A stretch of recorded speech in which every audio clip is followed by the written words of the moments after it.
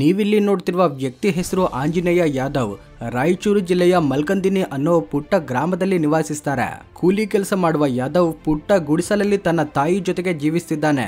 ಈತನಿಗೆ ಪ್ರತಿದಿನ ಕೂಲಿ ಕೆಲಸ ಮಾಡಿದ್ರೆ ಬರುವ ಹಣವನ್ನೆಲ್ಲ ಕೂಡಿಟ್ಟು ಚಿಕ್ಕ ಶೀಟಿನ ಮನೆಯನ್ನ ಕಟ್ಟಿಕೊಳ್ಬೇಕು ಅನ್ನೋ ಆಸೆ ಇರುತ್ತೆ.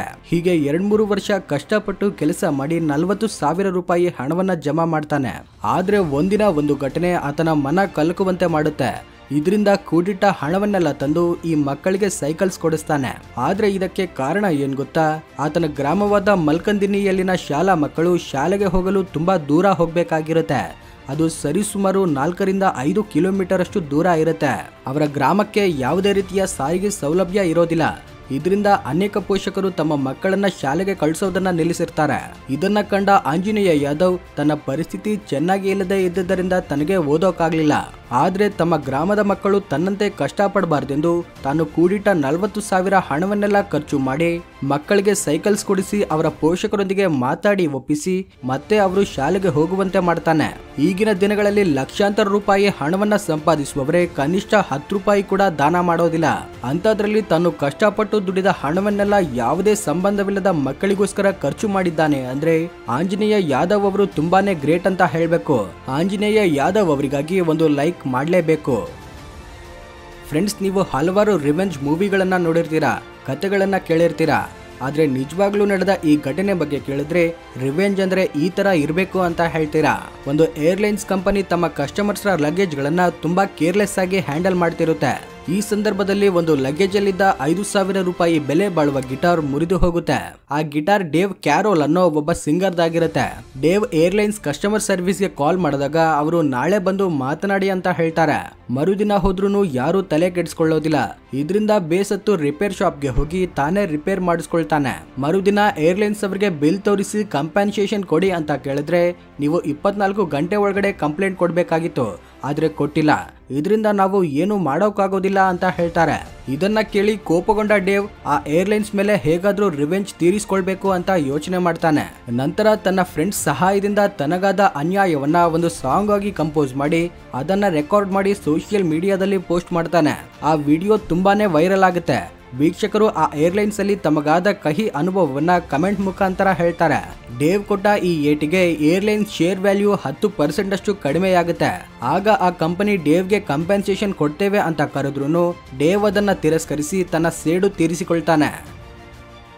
2013ರಲ್ಲಿ ಚೀನಾದಲ್ಲಿನ ಒಂದು ಕೋರ್ಟ್ಗೆ ಒಂದು ಇಂಟ್ರೆಸ್ಟಿಂಗ್ ಆದ ಕೇಸ್ ಬರುತ್ತೆ. ಅದೇನೆಂದ್ರೆ ವಿ ಎಂಬ ವ್ಯಕ್ತಿ ಕೆಲವೊಂದು ಜಗಳಗಳ ಕಾರಣದಿಂದ ಟ್ಯಾನ್ ಎಂಬ ರಿಯಲ್ ಎಸ್ಟೇಟ್ ಡೆವಲಪರ್ ಮೇಲೆ ಕೋರ್ಟ್ ಅಲ್ಲಿ ಕೇಸ್ ಹಾಕ್ತಾನೆ. ಈ ಕೇಸಲ್ಲಿ ಸೋತೋದ್ರೆ ತನಗೆ ಜೈಲು ಶಿಕ್ಷೆ ದಂಡ ತಪ್ಪಿದ್ದಲ್ಲ ಎಂದು ಭಯಪಟ್ಟ ಟ್ಯಾನ್ ಕೇಸ್ ಹಾಕಿದ್ದ ವೀನನ್ನ ಕೊಲ್ಲಲು ಝಿ ಎಂಬ ರೌಡಿ ಶೀಟರ್ಗೆ $2,82,000 ಕೊಡ್ತಾನೆ. ಆದ್ರೆ ಈ ಝಿ ಎಂಬ ರೌಡಿ ಈ ಕೇಸಲ್ಲಿ ತಾನು ಸಿಕ್ಕಾಕೊಳ್ಬಾರ್ದು ಅಂತ ಮೋ ಎಂಬ ಮತ್ತೊಬ್ಬ ರೌಡಿಗೆ ಈ ವೀನನ್ನ ಕೊಲ್ಲೋ ಡೀಲ್ ಕೊಡ್ತಾನೆ. ಈ ಡೀಲ್ಗಾಗಿ ತನಗೆ ಸಿಕ್ಕ ಹಣದಲ್ಲಿ ಅರ್ಧ ಹಣವನ್ನ ಮೋಗೆ ಪೇ ಮಾಡ್ತಾನೆ. ಆದ್ರೆ ಮೋ ಈ ಕೆಲಸವನ್ನ ಯಾಂಗ್ ಎಂಬ ಮತ್ತೊಬ್ಬ ಪರ್ಸನ್ಗೆ ಕೊಡ್ತಾನೆ. ಅದಕ್ಕೆ ಆ ಪರ್ಸನ್ಗೆ ತನಗೆ ಸಿಕ್ಕ ಹಣದಲ್ಲಿ ಅರ್ಧ ಹಣವನ್ನ ಯಾಂಗ್ಗೆ ಕೊಡ್ತಾನೆ. ಈ ಯಾಂಗ್ ಈ ಡೀಲ್ ನ ಗಾಂಗ್ಶೆಂಗ್ ಎಂಬ ಮತ್ತೊಬ್ಬ ವ್ಯಕ್ತಿಗೆ ಕೊಡ್ತಾನೆ. ಮತ್ತೆ ಈ ಗಾಂಗ್ಶೆಂಗ್ ಲಿಂಗ್ ಎಂಬ ಮತ್ತೊಬ್ಬ ವ್ಯಕ್ತಿಗೆ ಈ ವೀನನ್ನ ಕೊಲ್ಲುವ ಡೀಲ್ ನ ಕೊಟ್ಟು ಆ ಕೆಲಸಕ್ಕಾಗಿ 14,000 ರೂಪಾಯಿ ಪೇ ಮಾಡ್ತಾನೆ. ಒರಿಜಿನಲ್ ಆಗಿ ನಡೆದ $2,82,000 ಡೀಲ್ ಅಲ್ಲಿ 5% ಅಷ್ಟು ಅಮೌಂಟ್ ಕೊನೆಯದಾಗಿ ಲಿಂಗ್ಗೆ ಬರುತ್ತೆ. ಆದ್ರೆ ಈ ಲಿಂಗ್ ಕೇವಲ $14,000ಗೋಸ್ಕರ ಇಷ್ಟು ರಿಸ್ಕ್ ಯಾಕೆ ಮಾಡೋದು ಅಂತ ಭಾವಿಸಿ ಫೇಕ್ ಮರ್ಡರ್ ನ ಕ್ರಿಯೇಟ್ ಮಾಡೋಣ ಅಂತ ಅಂದುಕೊಳ್ತಾನೆ.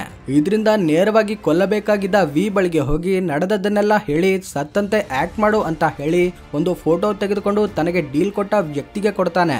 ಆದ್ರೆ ವಿ ಮಾತ್ರ ಈ ಫೋಟೋ ಶೂಟ್ ಆದ್ಮೇಲೆ ನೇರವಾಗಿ ಪೊಲೀಸ್ ಸ್ಟೇಷನ್ಗೆ ಹೋಗಿ ಕಂಪ್ಲೇಂಟ್ ಕೊಡ್ತಾನೆ. ಆಗ ಪೊಲೀಸರು ಎಲ್ಲ 5 ರೌಡಿಗಳ ಜೊತೆಗೆ ಕೊಲೆ ಮಾಡಲು ಹೇಳಿದ್ದ ಟ್ಯಾನ್ ಅನ್ನ ಕೂಡ ಅರೆಸ್ಟ್ ಮಾಡ್ತಾರೆ. ಕೊಲೆ ಮಾಡಲು ಹೇಳಿದ್ದ ಟ್ಯಾನ್ಗೆ 5 ವರ್ಷ, ಇನ್ನುಳಿದವರಿಗೆ 3 ವರ್ಷ ಜೈಲು ಶಿಕ್ಷೆ ಬೀಳುತ್ತೆ. ಫ್ರೆಂಡ್ಸ್, ಎಷ್ಟೇ ದೊಡ್ಡ ಹೆವಿ ಟ್ರಾಫಿಕ್ ಆದ್ರೂ ಕೂಡ ಅದು ಕೆಲವೇ ಗಂಟೆಗಳಲ್ಲಿ ಅಥವಾ ದಿನಗಳಲ್ಲಿ ಕ್ಲಿಯರ್ ಆಗುತ್ತೆ. ಆದ್ರೆ ಒಂದು ಟ್ರಾಫಿಕ್ ಕ್ಲಿಯರ್ ಆಗಲು 8 ವರ್ಷ ಸಮಯ ಹಿಡಿಯುತ್ತೆ. ಈ ಟ್ರಾಫಿಕ್ ರಸ್ತೆ ಮೇಲೆ ಅಥವಾ ಗಾಳಿಯಲ್ಲಿ ನಡೆದದ್ದಲ್ಲ, ಸಮುದ್ರದಲ್ಲಿ ನಡೆದದ್ದು. 1967ರಲ್ಲಿ ಇಸ್ರೇಲ್ ಈಜಿಪ್ಟ್ ಮೇಲೆ ದಾಳಿ ಮಾಡಿದ್ದರಿಂದ ಈಜಿಪ್ಟ್ ಅಧೀನದಲ್ಲಿದ್ದ ಸೂಯೆಜ್ ಕೆನಾಲ್ ನ ಕ್ಲೋಸ್ ಮಾಡಿ ಅದರಲ್ಲಿ ಲ್ಯಾಂಡ್ ಮೈನ್ಸ್ ನ ಇಡ್ತಾರೆ. ಇದರಿಂದ ಆಗ 100 ಕಾರ್ಗೋ ಶಿಪ್ಗಳು ಅಲ್ಲೇ ನಿಂತುಕೊಳ್ತವೆ. ಯುದ್ಧ ಮುಗಿದ ನಂತರ ಮತ್ತೆ ಆ ಶಿಪ್ಗಳು ಕದಲಲು 8 ವರ್ಷಗಳ ಸಮಯ ಹಿಡಿಯುತ್ತೆ. ಈ 8 ವರ್ಷಗಳಲ್ಲಿ ಆ ಶಿಪ್ ಅಲ್ಲಿರುವ ಪ್ರಯಾಣಿಕರು ಒಂದೇ ಊರಿನವರಂತೆ ಬೆರೆತು ತಮ್ಮದೇ ಪ್ರತ್ಯೇಕವಾದ ದೇಶ ಎಂಬಂತೆ ಜೀವಿಸ್ತಾರೆ. ಈ 8 ವರ್ಷದಲ್ಲಿ ಶಿಪ್ ನಲ್ಲೇ ಪ್ರಾರ್ಥನಾ ಮಂದಿರಗಳನ್ನ, ಸಿನಿಮಾ ಥಿಯೇಟರ್ ಗಳನ್ನ, ಪ್ಲೇ ಗ್ರೌಂಡ್ ಗಳನ್ನ ಏರ್ಪಡಿಸಿಕೊಳ್ತಾರೆ. ತಮ್ಮದೇ ಆದ ಒಲಿಂಪಿಕ್ ಗೇಮ್ಸ್ ನ ಆಯೋಜಿಸಿಕೊಳ್ತಾರೆ.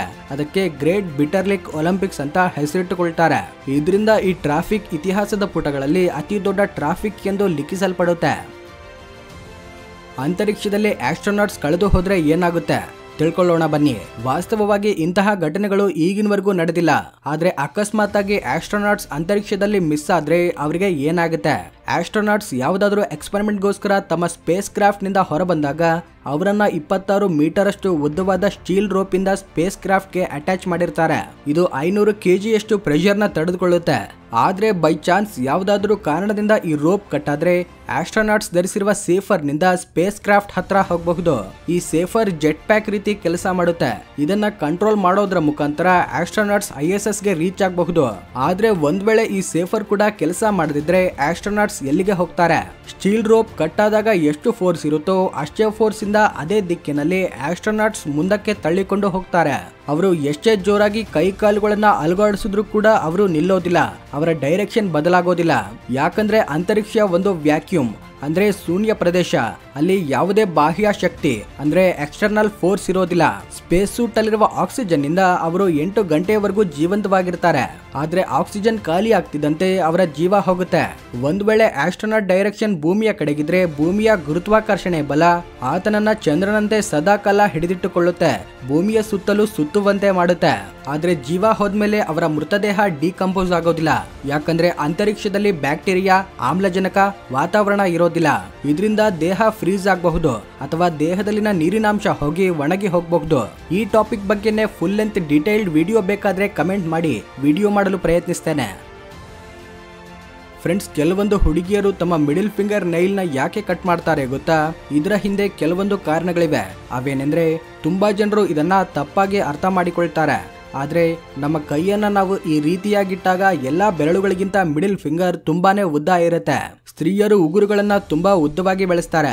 ಇದರಿಂದ ಯಾವುದಾದ್ರೂ ಕೆಲಸ ಮಾಡುವಾಗ ಮಿಡಿಲ್ ಫಿಂಗರ್ ಗಿರುವ ಉಗುರು ಮುರಿದು ಹೋಗುವ ಸಾಧ್ಯತೆ ಇರುತ್ತೆ. ಮುರಿದಾಗ ಗಾಯ ಆಗುವ ಸಾಧ್ಯತೆಯೂ ಇರುತ್ತೆ.